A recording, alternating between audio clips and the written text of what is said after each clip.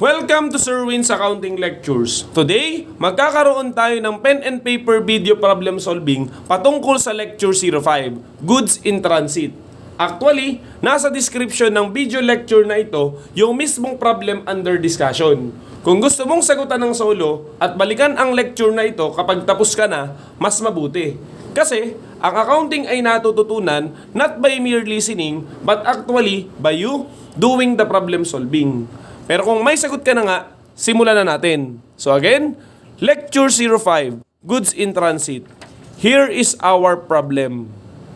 Jilin Company conducted a physical count on December 31, 2019, which revealed inventory with a cost of 4,410,000. The following items were excluded from the physical count. So given yung mga item na hindi na kasama sa physical count. Kasi ang sabi dito, sila ay shinip mo. Or kung hindi man, nagbabiyahe pa din. Sa madaling salita, wala talaga sila doon sa physical location ng tindahan mo.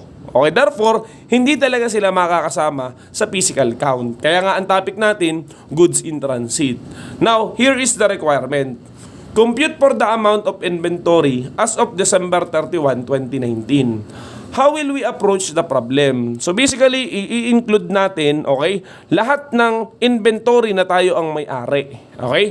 Na safe natin na i-assume na itong 4,410,000, which is actually the physical count, ay makakasama sa inventory natin. Sure yan.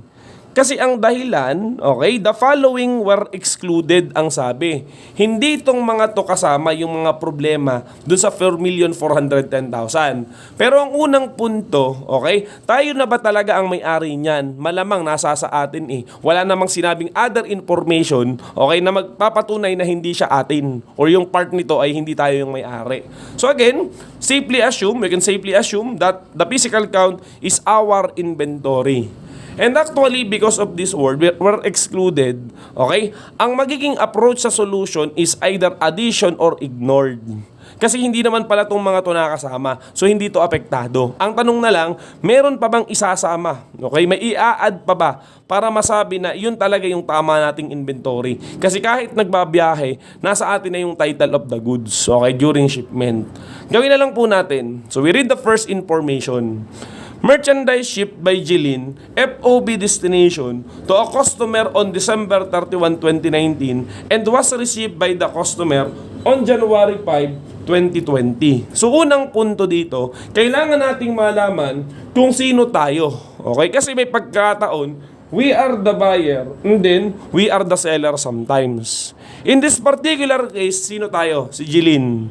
Sagot, we are the seller. Kasi ang sabi, merchandise shipped. Therefore, nagbebenta ka. Ngayon, ang tanong, isasama ba natin ito sa inventory natin? Ang sagot, depende yan dun sa FOB terms. Ang sabi dito, FOB destination. Who owns the goods during travel? Malamang, that would be the seller. Kasi nga, the title of the goods passes to the point of destination. So, habang nagtatravel, which basically December 31, nagtatravel siya. Kasi ang sabi, January 5 dumating, tayo pa rin ang may-ari. So therefore, we have to add. So we write here, merchandise, sold in transit. Kasi nagbabiyahe pa. FOB, yan, destination. The amount would be 380. So that will be added. Now let's try to move on. Merchandise shipped by Jilin, FOB shipping point, to a customer on December 31, 2019 and was received by the customer on January 5, 2020, 460,000. So first question again, are we the buyer or are we the seller? The answer is, we are still the seller. Kasi ang sabi, nag-ship nga tayo to a customer. So seller tayo. So therefore, we have to know kung tayo pa din ang may-ari during travel. Ang sabi dito, FOB shipping point. The title of the good transferred to the buyer at the point of shipment. At nag-ship na siya nung December 31 pa lang.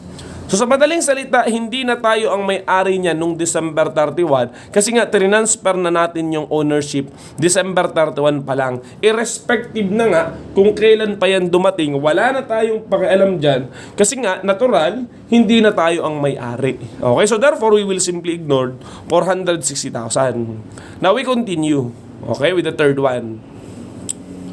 Merchandise shipped by a vendor FOB destination on December 31, 2019 was received by Jilin on January 5, 2020, 830,000.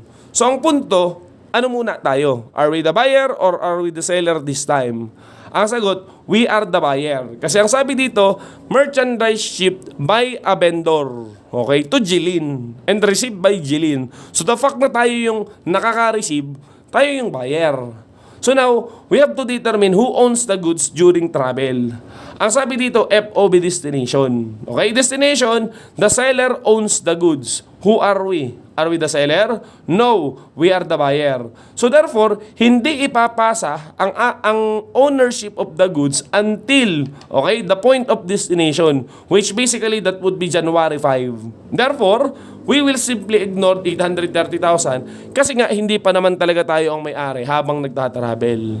Now, let's move on with the last one. Merchandise purchase FOB shipping point was shipped by the supplier on December 31, 2019 and received by Jilin on January 5, 2020. Okay, ang punto, sino muna ulit tayo? Are we the buyer or are we the seller? The answer here is we are the buyer. Kasi ang sabi, purchased, di ba? So ngayon, kailangan din nating ma-determine yung yung FOB terms. Ang sabi dito, shipping point. So who owns the goods during the travel? Okay? Malamang the buyer. Kasi nga the ownership transferred at the point of shipment and we are the buyer. Okay? Kailan ship? December 31. So therefore, sa date pa lang na to, tayo na ang may-ari. Therefore, we have to include this 510,000. So we have to write, okay, merchandise purchased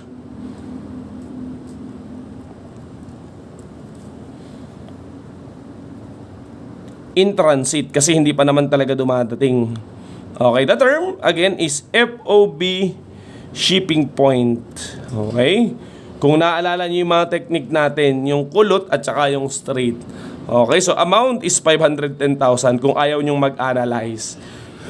And then afterwards, we have to add to get the total inventory. So therefore, the inventory as of December 31, okay, 2019, hindi lamang yung nasa warehouse mo, but rather, kasama yung in transit. So, gamitan po natin ng calculator yan. Okay, so we have here, 4,410,000 plus 380,000 plus 510,000. So, that would be 5,300,000. Okay? That would be our inventory cost. So, sa tingin ko naman, nasagutan na natin yung problem. So, yun lamang at maraming salamat.